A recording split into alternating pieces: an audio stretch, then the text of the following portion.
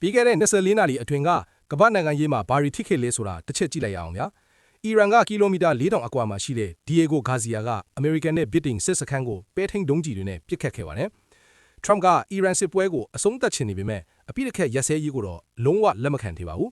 ပူတင်ကလည်းထရမ့်ကိုခနဲ့တဲ့လုတ်တဲ့အနေနဲ့ရုရှားရေနံတင်တင်ပေါ်ကိုကျူပါစီရဲရဲတင်းတင်းစစ်လွတ်လိုက်ပါတယ်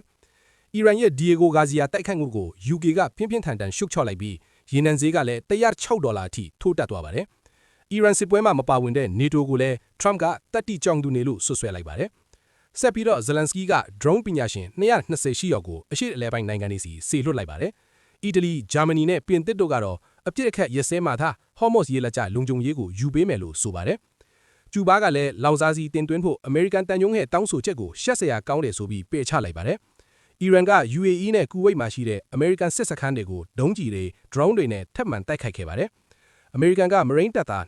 25,500နဲ့စစ်သင်္ဘောတွေကိုတက်ဖြန့်လိုက်ပြီးစစ်ရေးလှုပ်ရှားမှုတွေကိုပုံမချဲ့ဝင်လာပါတယ်နာတန်စ်နျူကလ িয়ার စက်ရုံလည်းတိုက်ခိုက်ခံရပေမဲ့ရေဒီယိုတတိကြွယူစစ်မှုမရှိဘူးလို့အီရန်ကအတည်ပြုထားပါတယ်ဒီနာတန်စ်နျူကလ িয়ার စက်ရုံကိုတိုက်ခိုက်မှုဟာအရှေ့အလယ်ပိုင်းတစ်ခုလုံးကိုကပ်ပဲစိုက်စေနိုင်တယ်လို့ရုရှားကတတိပေးလိုက်ပါတယ်